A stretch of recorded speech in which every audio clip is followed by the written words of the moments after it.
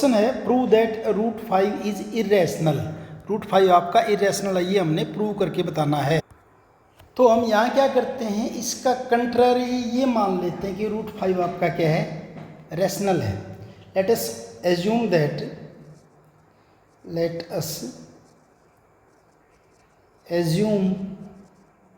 That root 5 is rational. Root 5 को हम rational assume कर लेते हैं। अगर रूट 5 रेशनल है, इट मीन्स इसको आप कैसे दिखा सकते हैं, ए अपॉन बी, जिसमें बी आपका नॉट इक्वल टू 0 है and a B are coprime. Coprime का मतलब क्या है कि ए और बी में 1 के अलावा कोई भी कॉमन फैक्टर नहीं है। यहाँ तक हुई। अब इसको कर दीजिए क्रॉस मल्टीप्लाई। क्रॉस मल्टीप्लाई करें तो क्या हो जाएगा, root 5b is equal to A, root 5b is equal to A.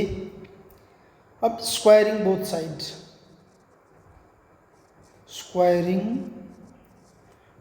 Sides, square करेंगे तो ये हो जाएगा आपका 5b square is equal to a square.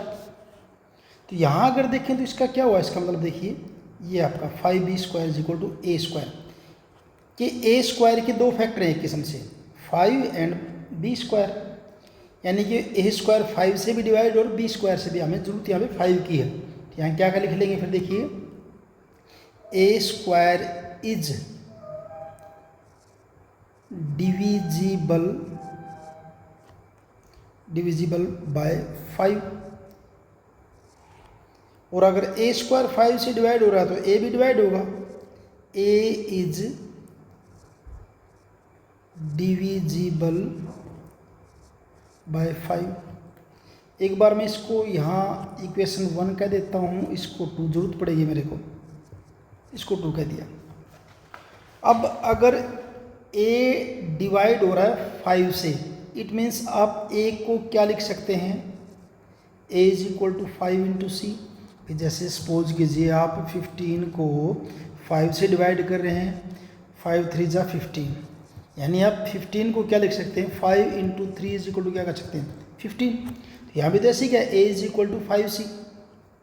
अब क्या करते हैं, इसकी वैल्यू को पुट करते हैं ऊपर ले जाके, इसकी वैल्यू को पुट कर लेते हैं, क्या a is equal to 5c किस में रख देंगे, यहाँ a is equal to 5c इसके अंदर पुट कर देंगे एक ही जगह।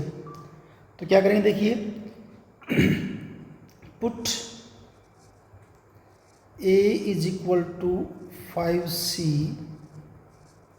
इन इक्वेशन फर्स्ट में क्या आपका यहाँ पे 5b square is equal to a की जगह क्या रख दिया मैंने 5c और उसका क्या कर दिया, स्क्वायर कर दिया।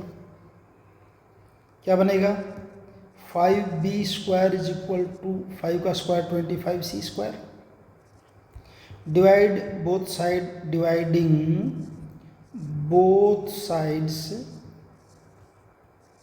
बाय 5 से डिवाइड करें तो क्या होगा देखिए, b square is equal to 5c square. यहाँ फिर ऐसे फिर होगा देखिए, यानी कि b स्क्वायर किससे डिवाइड हो रहा है, 5 से, तो क्या लिखेंगे, b स्क्वायर इज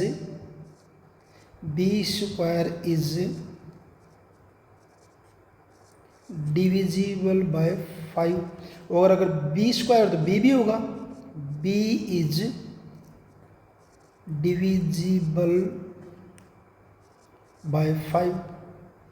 तो यहाँ क्या आया था, आपने देखा था अभी क्या आया था, ये a इज डिविजिबल बाय 5 आया था इक्वेशन 2 में, और इसको इक्वेशन 3 कह देते हैं। यहाँ क्या आ गया, b इज डिविजिबल बाय 5, यानी कि a भी 5 से डिवाइड हो रहा है, b भी 5 से डिवाइड हो रहा है।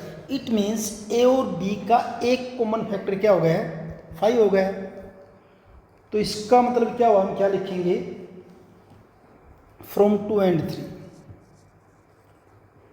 फ्रॉम 2 एंड 3 अपने को क्या मिला कि a and b have a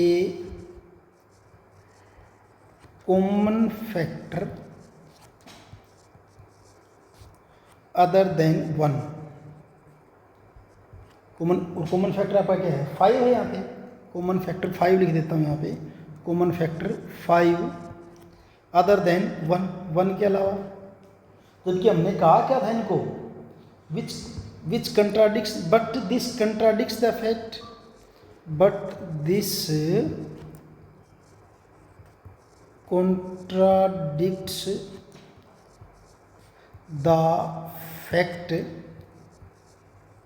that, fact क्या था आपका कि P और Q आपके क्या हैं, को प्राइम है। फैक्ट दैट ए बी माना था, सॉरी हमने क्या माना था, A B, that A B are coprime. तो इस दफा हमने जो सा ऐसा हुआ क्यों, हमारा अजम्पशन गलत हुआ। ऐसा क्यों हुआ कि हमने अजम्पशन ही शुरू में गलती ली, इसलिए ऐसा हुआ है। So our assumption is wrong, so our assumption is wrong, hence root 5 is irrational।